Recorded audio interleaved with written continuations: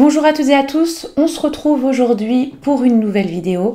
Aujourd'hui, on va parler d'une disparition et plutôt des mises à jour d'une disparition dont j'ai déjà parlé sur ma chaîne en décembre 2023, la disparition de la jeune Lina Delsart qui s'est volatilisée le 23 septembre 2023 au niveau du hameau du Champnay dans la région Grand Est. Si je me permets de vous parler des mises à jour de cette disparition, c'est qu'en 5 mois, donc depuis la sortie de ma première vidéo, il y a eu énormément d'éléments nouveaux et d'informations supplémentaires qui montrent que les choses bougent énormément. On se retrouve avec la moi du passé avant de se plonger dans la vidéo pour vous présenter la marque avec laquelle je collabore aujourd'hui. Il s'agit de Wild. Wild, c'est une marque qui propose des produits de toilette quotidiens et qui mise sur l'utilisation de produits rechargeables, à l'inverse de l'utilisation de plastique à usage unique. Wild vend plusieurs types de produits, donc je vous les montre ici, je vous montre leur site internet. Il y a des déodorants ou encore des gels douche. Pour chaque type de produit, il y a des étuis réutilisables très faciles d'utilisation. Ils sont fabriqués en aluminium durable et ils sont conçus pour durer toute une vie. Donc en fait, vous l'achetez à votre première commande et ensuite vous n'avez plus qu'à acheter les recharges nécessaires en fonction du type de produit. Sachant que les recharges que je vous montre ici, par exemple, ça c'est la recharge pour les déodorants, sont fabriqués avec du bambou compostable et ça va permettre à chaque recharge d'économiser environ 30 grammes de plastique. Ce sont des produits évidemment naturels, ils ne contiennent pas de produits chimiques agressifs, pas de sel d'aluminium ou encore de parabènes. Ce sont des produits qui sont véganes, cruelty-free, doux et qui conviennent en plus de ça à tout type de peau. De mon côté, moi j'ai essayé le déodorant parfum coco et vanille dans une période assez stressante pour moi parce que c'était mon mariage et je peux vous dire que ça a bien tenu. D'ailleurs, c'est censé tenir 24/24. Moi, ça a tenu plusieurs heures sans problème. Ça sent super bon. Et d'ailleurs, je le porte encore aujourd'hui et c'est vraiment top. En plus, pour les recharges, vous avez le choix avec plusieurs parfums. Donc, vous avez pour tous les goûts. Il y a également d'autres types de produits, comme par exemple les mini déodorants que j'utilise ici en stick. C'est génial parce que vous pouvez l'emmener avec vous dans votre sac à main quand vous êtes en déplacement pour le travail ou tout simplement en voyage.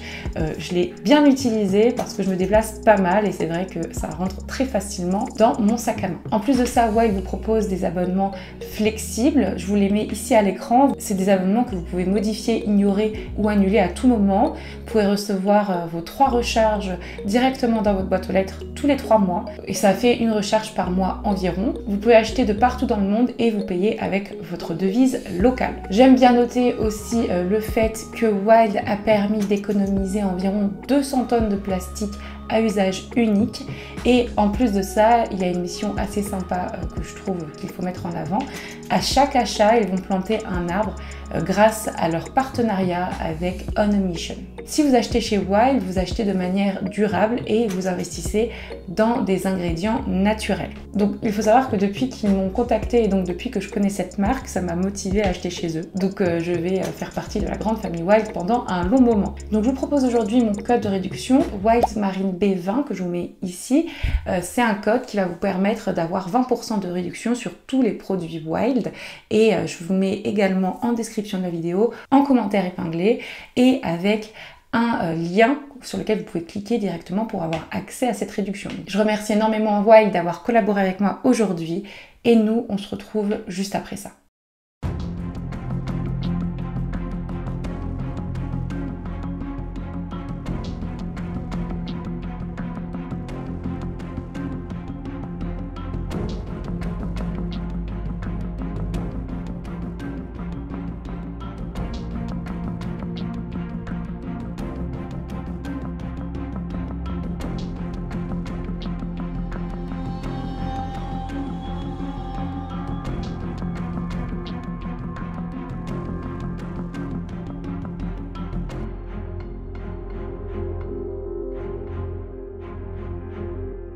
Comme j'en ai l'habitude dans ce type de vidéo, c'est-à-dire de mise à jour de dossiers de disparition, je vous fais le plus rapide rappel des faits possible. Bon, dans cette disparition, ce rappel sera peut-être un peu long parce que pour moi, il est important de revenir sur certains points que des fois on peut oublier parce qu'on nous rabâche énormément de choses sur des dossiers ultra médiatisés comme la disparition de Lina. Par contre, si vous voulez connaître les moindres détails du contexte de la disparition et des hypothèses, je vous conseille réellement ma première vidéo que je vous mets ici ou ici, je ne sais plus.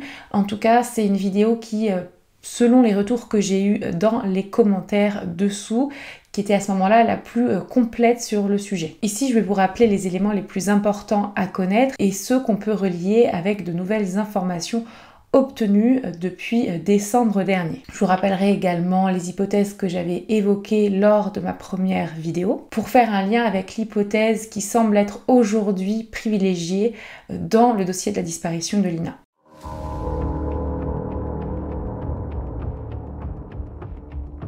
Lina Delsart est une adolescente de 15 ans lorsqu'elle disparaît le samedi 23 septembre 2023.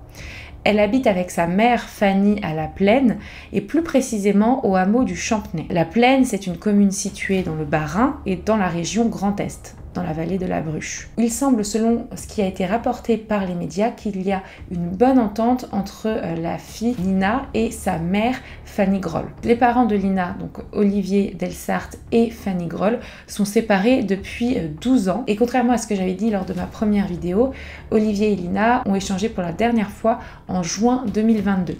Effectivement, j'avais dit qu'ils ne s'étaient pas vus depuis des années, ce qui est faux, et je vous dirai un peu plus d'informations concernant son père dans la partie mise à jour. Peu de temps avant sa disparition, donc début septembre 2023, Lina avait repris les cours à la maison familiale et rurale de Saint-Dié, près de Saal, où elle prévoit de s'orienter vers une carrière d'aide à la personne. C'est d'ailleurs dans ce cadre qu'elle effectue un stage d'observation dans un magasin de l'enseigne Proxy de Saint-Blaise-la-Roche.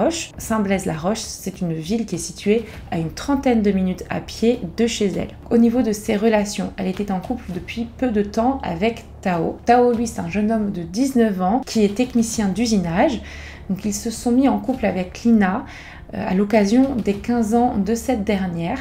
Le 10 août 2023, c'est une surprise qui était organisée par Fanny, la mère de Lina. Le jour de sa disparition, soit le samedi 23 septembre 2023, Lina devait rejoindre Tao à Strasbourg. Lui y était déjà présent parce qu'il devait assister à une réunion dans le cadre de sa formation chez les compagnons du devoir.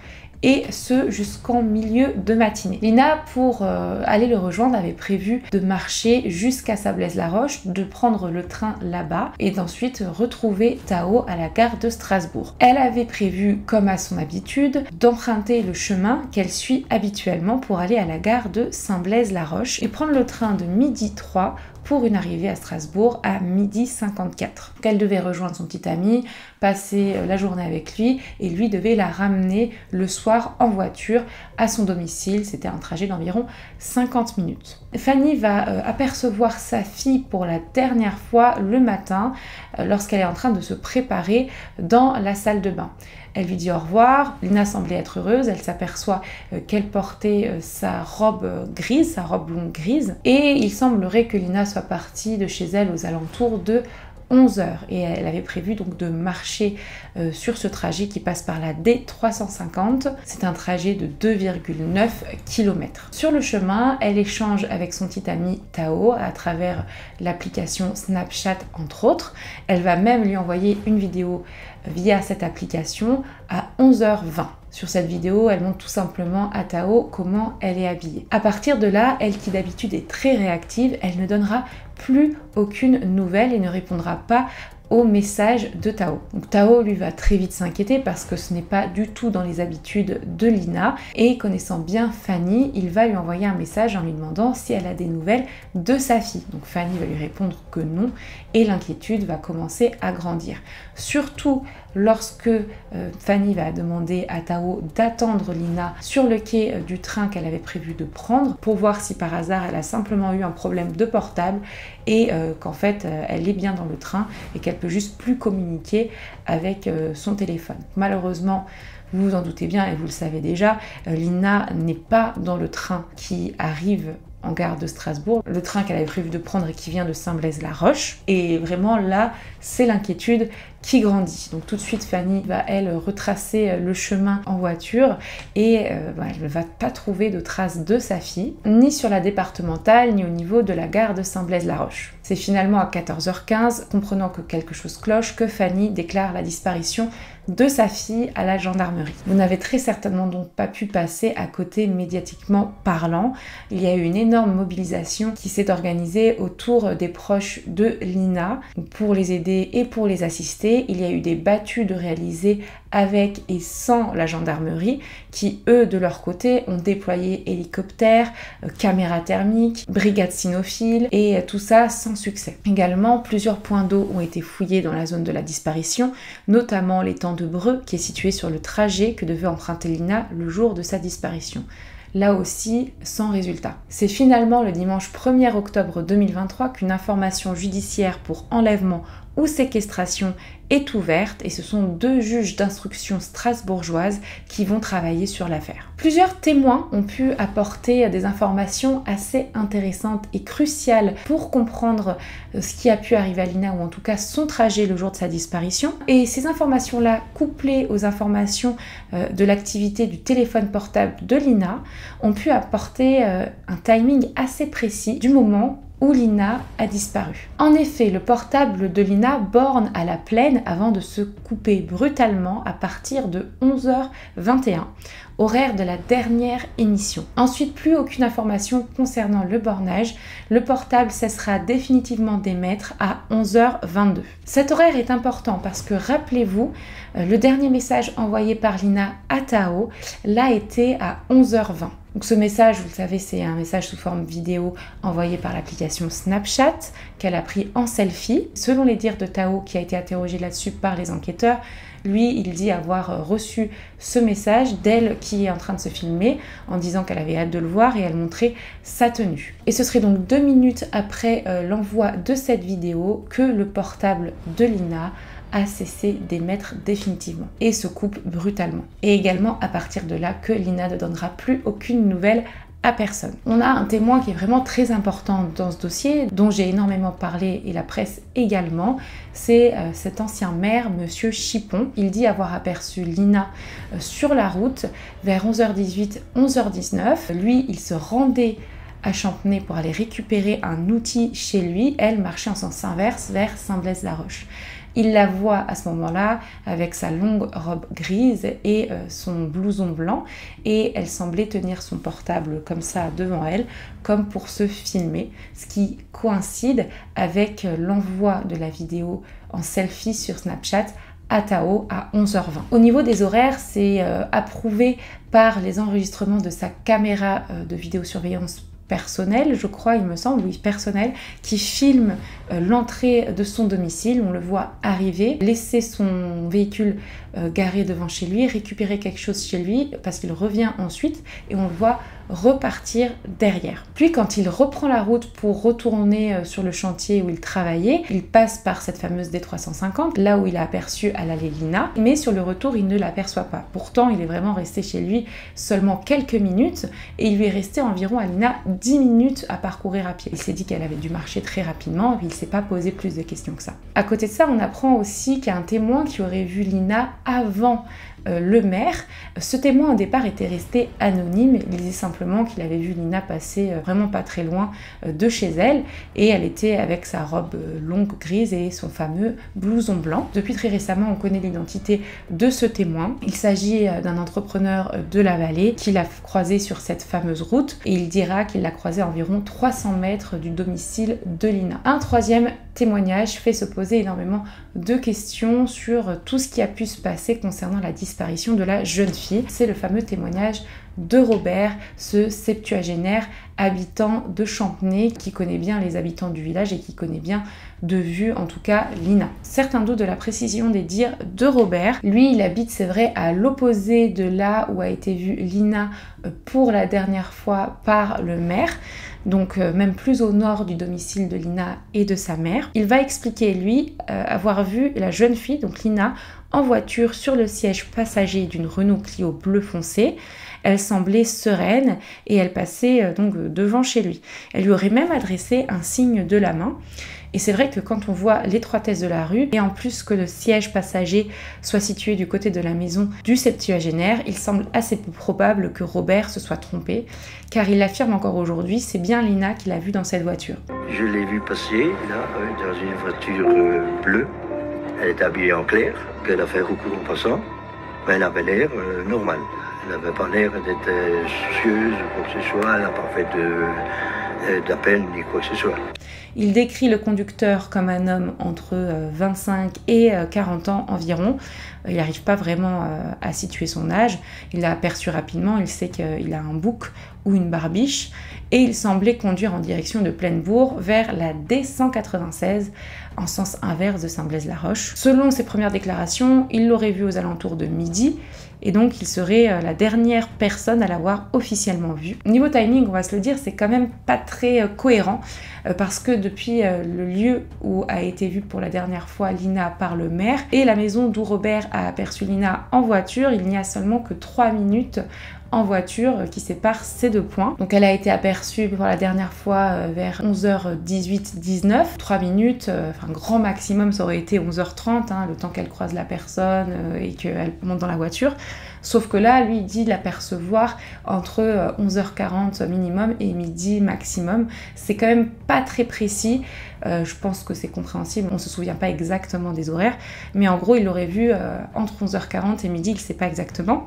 Mais en tous les cas, ça ferait quand même un écart entre 20 minutes minimum et 38 minutes maximum plus tard, alors qu'il y a seulement 3 minutes qui séparent ces deux points. Donc c'est vrai que c'est un peu étrange, on ne sait pas trop ce qui aurait pu se passer si ce témoignage s'avère être vrai. Bon, à ce jour en tout cas, malgré la sincérité qui semble émaner du témoignage de Robert, il n'y a aucune preuve réelle, concrète, que Lina soit bien passée devant chez lui en voiture avec un jeune homme à cet horaire-là. Par contre, il faut quand même le noter, c'est un témoignage qui a été pris très au sérieux et qui l'est encore aujourd'hui par les gendarmes. Et d'ailleurs, il y a plusieurs recherches qui ont été réalisées dans le sens de ce témoignage, notamment au niveau du véhicule. Parmi toutes ces informations que je vous ai données, pour vraiment situer le timing de la disparition et même le lieu de la disparition de Lina, on a vraiment un intervalle entre 11h20, l'heure de l'envoi de la vidéo prise par Lina à Tao, et 11h26 environ, le moment où le maire repasse sur la route et ne l'aperçoit plus. Par rapport au lieu exact de la disparition, on a des informations qui ont pu être rapportées par le travail des équipes cynophiles qui ont été amenées sur place. En effet, à un moment, on a les chiens qui perdent la trace de Lina sur la route en amont de l'étang. Ce qui coïncide donc avec les propos de la mère de Lina, fraîchement rapportés par l'émission 7 à 8 diffusée le 12 mai 2024 par TF1. Dans les tout premiers instants de la disparition de Lina, elle avait demandé à 2 pêcheurs de l'étang de Breux s'ils n'avaient pas vu passer sa fille. En effet, eux, ils avaient la vision sur la route et eux, ils ont expliqué que non, s'ils avaient vu passer Lina, ils auraient été en capacité de le dire. Pour eux, elle n'est pas passée par là. Donc elle aurait bien disparu en amont de cet étang. Pendant les premiers mois de la disparition de Lina et lors de ma première vidéo, plusieurs hypothèses avaient été évoquées concernant la disparition de la jeune fille. Aujourd'hui, près de 8 mois après sa disparition, il semble que certaines de ces hypothèses soient de moins en moins plausibles au vu des derniers éléments qui ont été mis en lumière ces 5 derniers mois. J'avais évoqué notamment la thèse d'un accident sur la route et d'une dissimulation de corps et également l'hypothèse d'une fugue. Cependant, à ce jour, aucun élément supplémentaire n'a été divulgué à ma connaissance qui orienterait vers une de ces deux hypothèses. Par contre, l'hypothèse d'une disparition d'origine criminelle semblait déjà être celle privilégiée à l'époque de ma première vidéo, donc en décembre 2023, et c'est sans surprise celle vers laquelle les enquêteurs ont l'air de s'orienter compte tenu des derniers éléments qui ont été portés à notre connaissance. Pour la piste criminelle, on avait évoqué piste de l'enlèvement et de la séquestration. On pensait peut-être à la piste d'un pervers sexuel et pédophile, quelqu'un qui connaissait bien le coin et qui agissait seul. C'est toujours une possibilité à envisager aujourd'hui, même si, encore une fois, pas d'éléments nous ont été communiqué publiquement concernant cette hypothèse. Au début de l'enquête, il avait été évoqué qu'un homme d'une quarantaine d'années vivant dans un hameau proche avait intrigué les enquêteurs. Son domicile avait été perquisitionné et mis sous scellé. Bon, à ce jour, il n'a jamais été placé en garde à vue ou mis en examen dans le cadre de la disparition de Lina et de l'information judiciaire ouverte. Donc il semble que cette piste n'ait rien donné. Également, il y avait aussi la piste d'un homme qui rôdait dans une voiture aux alentours d'une aire de jeu, ou aussi qui avait fait peur à une jeune fille de l'âge de Lina plusieurs fois, sur plusieurs jours différents, tellement qu'elle avait dû appeler son père derrière parce qu'on avait l'impression qu'il avait envie de l'enlever, en tout cas il l'a repérée. Donc cette piste n'a rien donné également, pourtant elle est quand même assez étrange on va dire. J'avais également évoqué le fait qu'il fallait se poser des questions potentielles sur l'entourage de Lina, sur ses fréquentations et les possibles jalousies qu'elle pouvait attiser autour d'elle. J'avais notamment fait le rapprochement avec un dossier horrible, le double assassinat de Leslie et Kevin sous fond de jalousie et de trafic de stupéfiants, parce qu'effectivement c'était surtout par rapport à de la jalousie que les jeunes assassins présumés sont allés aussi loin dans leurs actes. Également, donc par rapport à cette piste criminelle, beaucoup avaient à l'époque évoqué la potentielle implication de Tao, même si à ce jour, le jeune homme ne peut clairement pas être directement celui qui a fait disparaître Lina, puisqu'il a été prouvé qu'au moment de la disparition, il était bien à Strasbourg et puis qu'il a été filmé également par les caméras de vidéosurveillance de la gare de Strasbourg en train d'attendre Lina. Donc il semble, par rapport aux éléments que l'on a aujourd'hui, qu'il soit complètement mis hors de cause par les enquêteurs. Tout comme la mère de Lina l'a été également, même si pendant plusieurs semaines, voire des mois, elle avait subi, avec le petit ami de Lina, un acharnement sur les réseaux sociaux et de la diffamation de personnes mal intentionnées, un élément dont on reparlera à la fin de la vidéo. Nous avions évoqué comme scénario de la disparition qui collerait le mieux à l'entièreté des témoignages et avec le caractère de Lina, qu'elle serait montée volontairement dans un véhicule avec une personne mal intentionnée, ou alors qu'elle serait montée de force dans un véhicule. Donc qui dit volontairement dit personne qu'elle connaissait. Outre sa mère et Tao qui étaient au courant de son emploi du temps et de son trajet, il semblerait que d'autres amis à elle étaient au courant de cette sortie également. Mais rien n'indique que quelqu'un, en tout cas par rapport aux informations qu'on a à ce jour, ait pu prévoir son passage sur la D350 ce matin-là, sauf quelqu'un qui la connaît bien, quelqu'un qui est au courant de ce qu'elle fait, ou quelqu'un en tout cas qui connaît bien le coin et qui savait qu'elle passerait à ce moment-là, à ce moment précis, à ce niveau-là.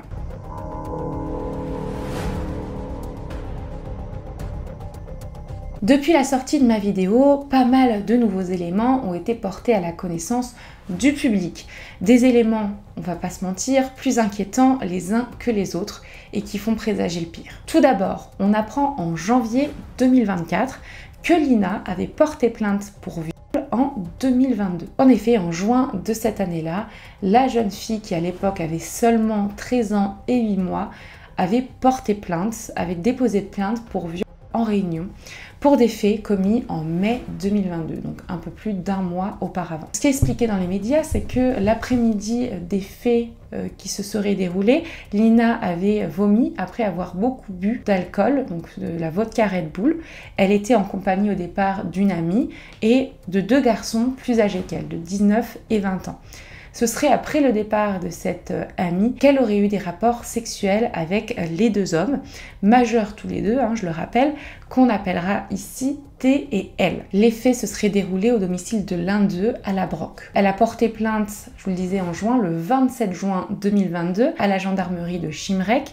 Elle était en présence à ce moment-là de sa mère et de son père qui s'étaient déplacés. C'est lui qui va le rapporter dans le journal DNA dans lequel il a fait une interview en avril dernier. Le parquet de Saverne avait à ce moment-là été saisi. Cette plainte était motivée entre autres par l'harcèlement que subissait la jeune fille suite aux faits de viol présumés et aussi des ignominies qui étaient déversées sur elle sur les réseaux sociaux. Ça, c'est ce qu'a expliqué récemment l'avocat de Fanny, la mère de Lina, Maître Héroldi. En effet, elle se faisait moquer, elle avait même reçu, selon sa cousine, des menaces de mort envers sa personne et sa famille. Alors ça, on l'a appris très récemment, toujours dans le 7 à 8 du 12 mai 2024, diffusé sur TF1. C'est fou parce que sa cousine, Louane, va dire qu'en effet, elle était harcelée et qu'elle avait peur aussi des menaces qu'elle recevait, mais ça n'a pas été divulgué ailleurs. Et d'ailleurs, on apprend à travers ce 7 à 8 par Louane elle-même qu'elle n'a jamais été interrogée par les gendarmes. Donc c'est vrai que ce serait intéressant parce qu'elle a l'air d'avoir des informations concernant Lina que la plupart des personnes n'avaient pas. En tout cas, Lina semblait se confier à elle. Toujours sa cousine Louane va expliquer dans ce 7 à 8 que le harcèlement qu'elle subissait s'était accentué depuis qu'elle avait porté plainte, donc au printemps 2022. Mais elle explique aussi ne jamais avoir vu les messages de menaces qu'elle avait reçus, Lina, même si elle était très préoccupée par ces messages et ces menaces, elle avait peur que d'ailleurs ces harceleurs passe à l'acte.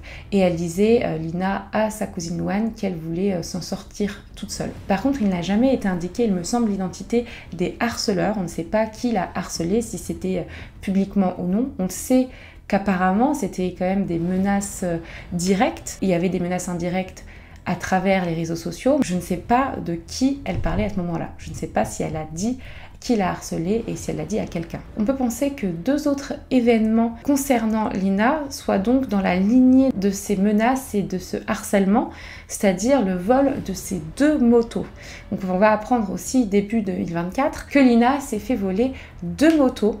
Donc sa première moto, elle s'est faite voler selon les dires de la mère de Lina, fin décembre 2022. Les motos étaient conservées dans le garage de Fanny.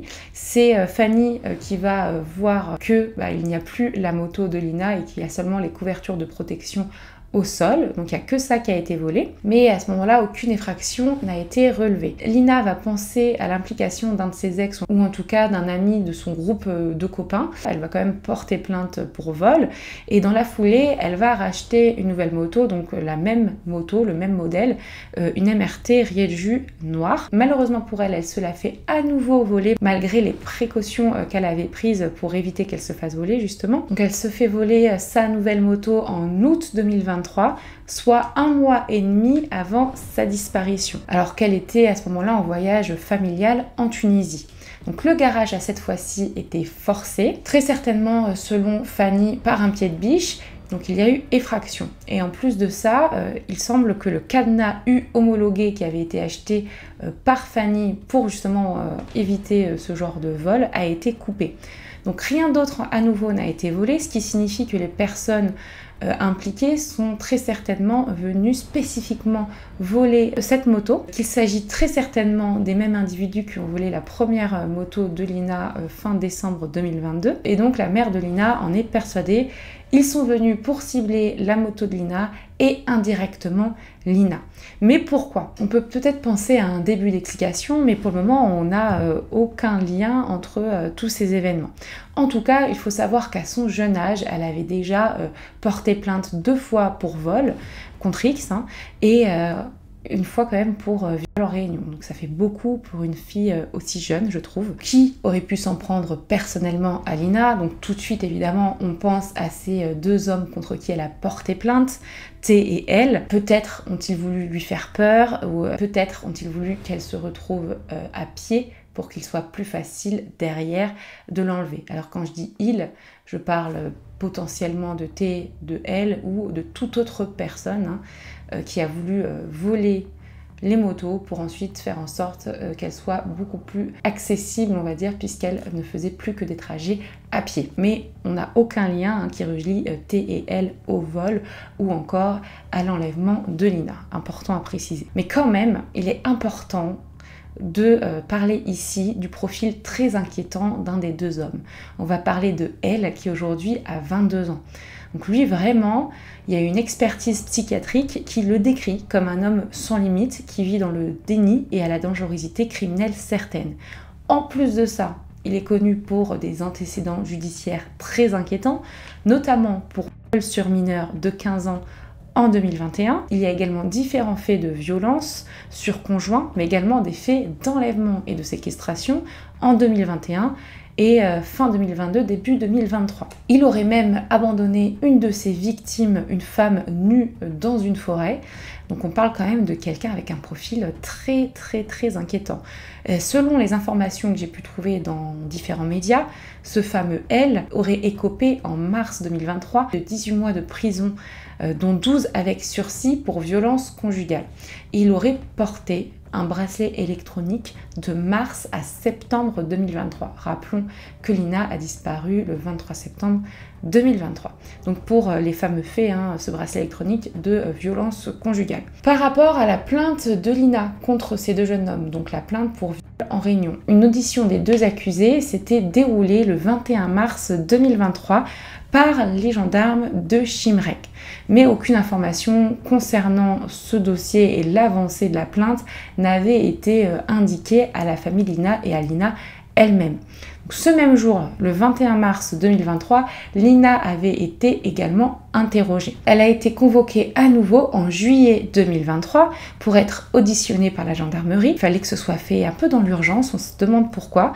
Mais lors de cette audition, en tout cas, il avait été évoqué une confrontation qui devait avoir lieu entre Lina et ses deux agresseurs présumés. C'est une confrontation qui n'aura jamais lieu puisque 2 mois après, Lina disparaîtra. Malgré ce que je viens de vous énoncer et le profil inquiétant d'un des deux agresseurs présumés, Fanny va apprendre assez récemment finalement que la plainte pour viol de sa fille a été classée sans suite, sans même qu'un PV, donc un procès-verbal de clôture de l'enquête, ne lui ait été adressé. Un classement sans suite pour infraction insuffisamment caractérisée. Le classement sans suite a eu lieu le 27 avril 2023, soit 6 mois avant la disparition de Lina et 1 mois seulement après que Lina et ses agresseurs présumés aient été entendus par la gendarmerie. Évidemment, c'est un classement sans suite que ne comprend pas Fanny compte tenu de la dangerosité et des antécédents de elle. Et donc en y réfléchissant de plus près, elle ne comprend pas pourquoi en juillet 2023,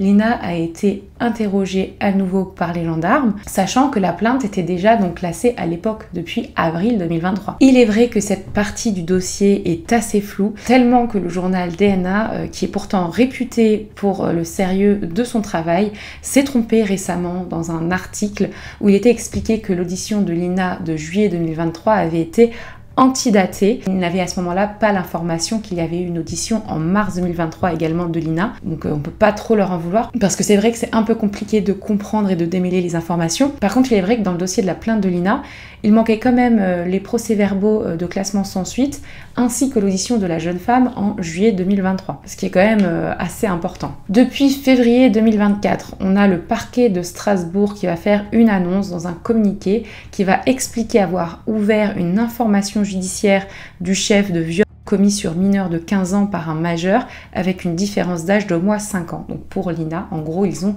rouvert l'enquête de viol pour Lina. La procureure de Strasbourg va cependant souligner une information que je vais vous citer ici. C'est une information qui est sans lien et distincte de celle actuellement ouverte des chefs d'enlèvement et de séquestration criminelle. Donc si on revient aux 2 jeunes hommes agresseurs présumés de Lina, on a T qui a été interrogé. Lui, il aurait expliqué qu'il n'était plus en contact avec elle, celui avec le casier judiciaire vraiment très fourni, on va dire.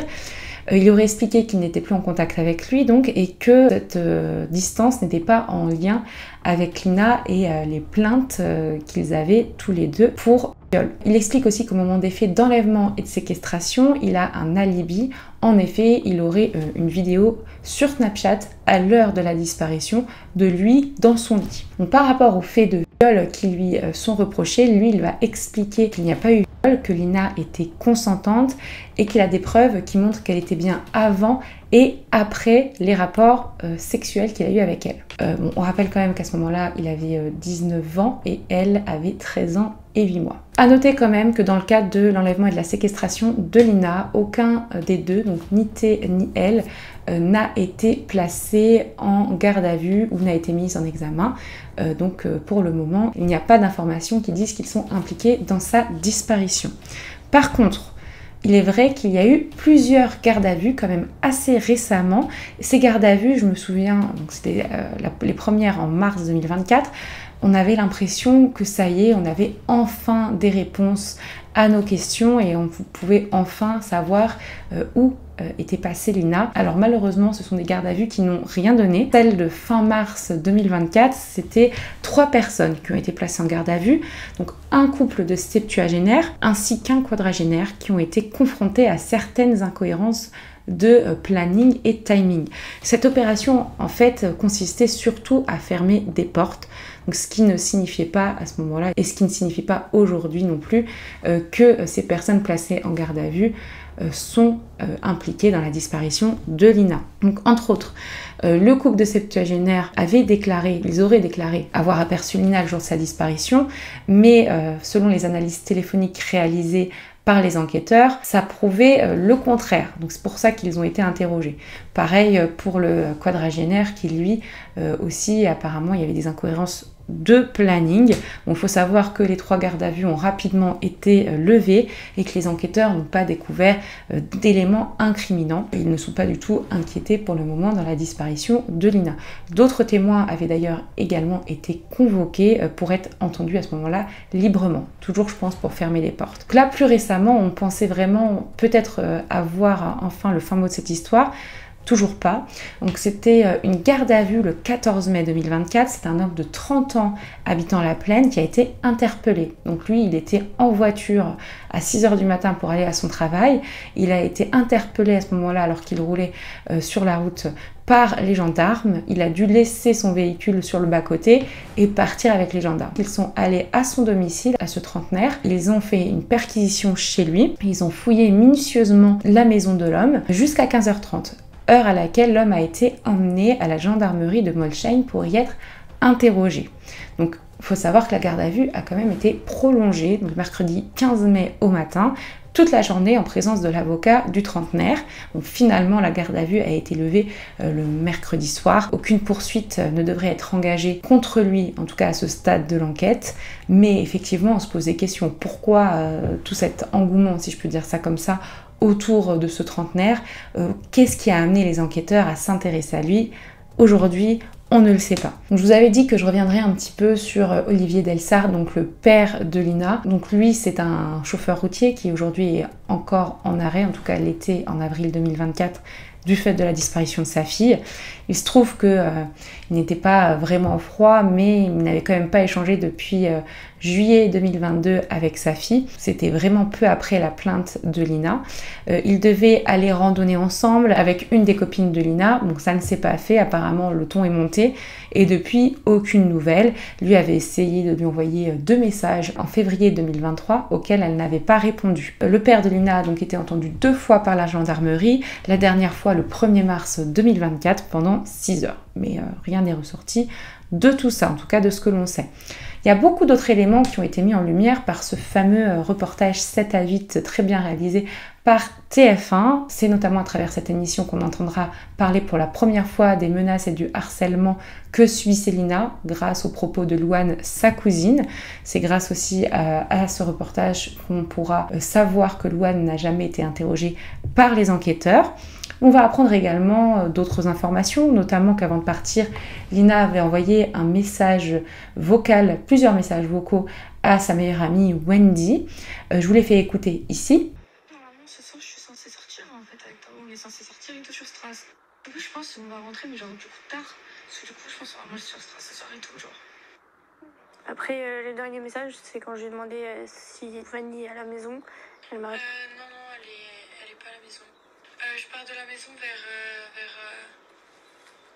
11h10. Je dois marcher. Donc elle va dire, je cite, je pars de la maison vers 11h10, je dois marcher. Donc on sait déjà que Wendy était au courant du trajet de Lina et même de l'horaire. Donc on peut imaginer qu'il y ait d'autres personnes qui étaient mises au courant également. Certaines personnes sur les réseaux sociaux ont relevé des informations, ou en tout cas des propos assez intéressants, dits par Wendy elle-même. Wendy, en gros, va faire comprendre qu'elle a demandé à Lina si Fanny, au moment de la disparition, quand elle s'envoyait des messages vocaux, était présente à la maison ou non. Donc si sa mère était présente ou non. C'est vrai que ça fait poser beaucoup de questions. Donc pourquoi avoir posé cette question? Pourquoi demander cette information? Il y en a qui vont penser que potentiellement Wendy voulait savoir si oui ou non Lina était seule chez elle ou que sa mère ne pouvait pas être dans les parages. Donc en gros, potentiellement pour que ce soit plus facile de l'enlever. Alors attention, ça c'est ce qui a été relevé dans les réseaux sociaux. Moi je pense que c'est toujours assez compliqué de s'exprimer devant une caméra, donc peut-être qu'il y a des choses qui sont un petit peu sorties hors du contexte ou quoi. En tout cas, pour le moment, Wendy n'est pas inquiétée dans la disparition de son amie. Il est important de noter aussi que dans ce reportage, Fanny va exprimer son mécontentement par rapport au silence de la justice. Elle va dire, je cite, qu'elle vit un enfer. Elle expliquera « Je désespère d'avoir une conversation, c'est juste l'enfer depuis septembre de ne rien savoir, le fait que les juges refusent de communiquer ou de me donner quoi que ce soit. Les enquêteurs sont tenus également au secret d'enquête et au secret de l'instruction, ce qui fait que même lorsque je pose des questions, ils me disent clairement qu'ils ne peuvent pas me répondre. » Par contre, par rapport à ça, je pense que les choses vont bouger très prochainement, que en tant que partie civile, elle va à un moment ou un autre, peut-être que même au moment où je parle, elle est déjà en possession avec son avocat du dossier de la disparition de sa fille, de l'instruction de l'enlèvement et de la séquestration de sa fille, ce que j'espère. Donc je sais que la justice est lente, mais en tout cas, je pense qu'elle va l'avoir très prochainement. Tous ces derniers éléments que je vous ai énoncés font clairement pencher la balance vers un enlèvement, une séquestration et même penser à une piste de la vengeance. On pense peut-être qu'une ou plusieurs personnes de son cercle plus ou moins proches peuvent être impliquées dans la disparition, où ils ont voulu se venger, alors peut-être parce qu'elle avait trop parlé, peut-être parce qu'elle avait porté plainte, peut-être que des personnes lui en voulaient pour on ne sait quelle raison. On pense évidemment au lien avec la plainte pour viol, même si aujourd'hui rien n'indique que les deux instructions sont reliées. En tout cas, on pense que quelqu'un a pu être au courant de son emploi du temps, de son trajet, du fait qu'elle était à pied et qu'on pourrait la trouver à ce moment-là sur cette portion de route. On pense que Lina est montée de manière volontaire dans la voiture. On pense donc potentiellement que si T et elle étaient impliqués, en tout cas ce n'était pas eux dans la voiture ou pas un des deux, tout simplement parce qu'elle ne serait très probablement pas montée avec ses agresseurs présumés. Également, on pense que, comme ça a été très souvent rapporté, qu'elle ne serait pas montée dans la voiture d'un inconnu, ça ne ressemble pas du tout à Lina. Tous les indices mènent à penser qu'elle est montée en voiture. Ça coïncide d'ailleurs avec le travail des brigades cynophiles. Mais il y a toujours cette question du portable. Alors pourquoi brusquement il a arrêté de fonctionner? Est-ce que c'est elle qui l'a éteint? Est-ce qu'il a été éteint, cassé de suite? Moi, j'avais évoqué à l'époque dans ma vidéo peut-être l'utilisation d'un brouilleur d'ondes placé dans la voiture, parce que si ça avait été prémédité, cet enlèvement, ce rapt, ça avait pu être travaillé en amont. Cela appuierait donc les propos de Robert, même s'il y a toujours des incohérences de timing, Robert que la RPD a pu rencontrer très récemment et qui maintient toujours sa version des faits, donc celle que Lina aurait été aperçue par lui-même devant chez lui, sereine dans un véhicule de couleur sombre qui aurait été conduit par un jeune homme le jour de sa disparition. Mais où serait Lina donc aujourd'hui? Est-ce qu'elle serait séquestrée quelque part ou malheureusement décédée? On pense aussi, on est obligé de l'énoncer ici, à la piste d'un réseau de prostitution. Est-ce qu'elle aurait pu s'y retrouver de force? C'est totalement possible, mais comme son visage a extrêmement été médiatisé, on pense que si elle est dans un réseau de prostitution aujourd'hui, elle ne serait pas en France. Quoi qu'il en soit, il y a encore beaucoup de doutes, d'incertitudes et d'imprécisions concernant cette disparition. Il y a toujours un voile un petit peu sombre ou d'incohérence qu'on n'arrive pas à lever sur cette disparition. Beaucoup de personnes ne semblent pas tout dire ou ne semblent pas dire la vérité dans ce dossier, peut-être par peur, ou peut-être tout simplement que les personnes ne veulent pas parler parce qu'elles sont directement ou non impliquées. En tout cas, toutes ces approximations et tous ces doutes ont amené beaucoup de réactions sur les réseaux sociaux. J'en avais d'ailleurs parlé dans ma première vidéo, mais il apparaît que certaines personnes ont diffamé publiquement Fanny et Tao. Diffamer, ça veut dire affirmer publiquement des choses qui, jusqu'à preuve du contraire, sont fausses et ne peuvent pas être prouvées.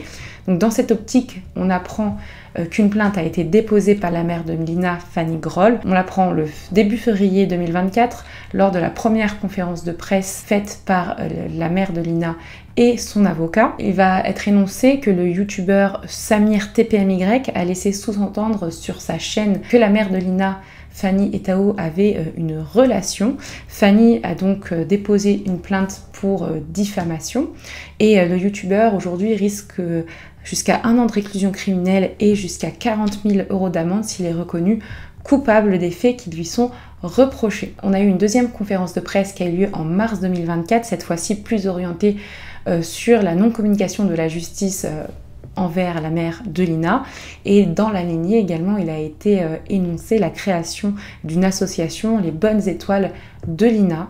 Lors de cette deuxième conférence de presse, Maître Héroldi explique, je cite, « Une association serait plus simple, c'est clair et transparent, ça donne des moyens d'action plus importants, ce n'est pas une chose nouvelle pour elle, donc pour Fanny Groll, parce qu'elle est depuis longtemps dans le monde associatif, il s'agit d'une démarche bienveillante et elle veut faire tout ce qui est possible pour retrouver Lina, pour le soutien à la famille et à tout l'environnement. » Moi j'ai vu et je vous mets ici, voici quels sont les objets de l'association, donc accompagner et soutenir dans sa souffrance la famille de Lina et ses proches, les recherches de Lina, la famille, ses proches et Lina à son retour, et informer la population utilisatrice d'internet de cyberharcèlement et de ses conséquences.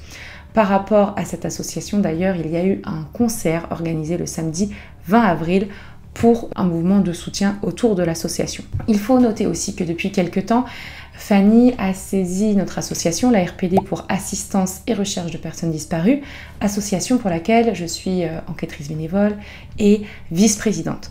Donc notre équipe d'enquêtrices s'est rendue plusieurs fois à la rencontre de Fanny, mais également sur place pour faire des recherches complémentaires, interroger des personnes et essayer d'apporter des informations ou des témoignages supplémentaires au dossier. Plusieurs points d'eau ont été visités, des bâtiments désaffectés également, et des battues autour de la D350 ont été réalisés. Bon, à ce jour, malheureusement, Lina, vous le savez, n'a toujours pas été retrouvée. Et quoi qu'il lui soit arrivé, au vu des éléments que je vous ai énoncés dans la vidéo, on a l'impression que ce n'est rien de bon. On espère vraiment qu'elle soit retrouvée en vie, on envoie à ses proches tout notre soutien, bien évidemment. On ne peut que souhaiter que l'enquête avance de manière considérable dans les prochaines semaines, voire les prochains mois. Cette disparition fait partie des disparitions très médiatisées, comme la disparition de feu Émile, et également la disparition de Delphine Jubilard. Donc là je parle vraiment en France, ce sont des disparitions qui marquent plus que certaines autres. Donc la médiatisation, là, il n'y en a pas spécialement besoin, mais c'est important de remettre toutes les informations dans l'ordre parce qu'il y a tellement de choses qui sont dites qu'on peut manquer des informations ou juste avoir des informations erronées. Malheureusement, vous le savez, la médiatisation n'est pas toujours positive. Vous avez pu le voir avec ce qui s'est passé, donc c'est bien aussi de mettre en lumière les limites de nous, notre travail sur YouTube, en tout cas des personnes qui peuvent se permettre de dire des choses sans avoir aucune preuve et d'affirmer des choses sans mettre les formes autour de leurs paroles. Voilà, je vous remercie énormément d'avoir suivi cette vidéo. J'espère qu'elle vous aura aidé à comprendre un petit peu mieux l'évolution du dossier de la disparition de Lina.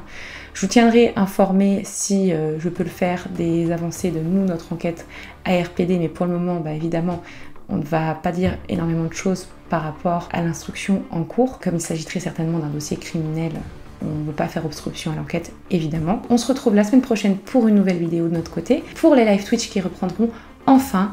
Et en attendant, prenez soin de vous et de vos proches.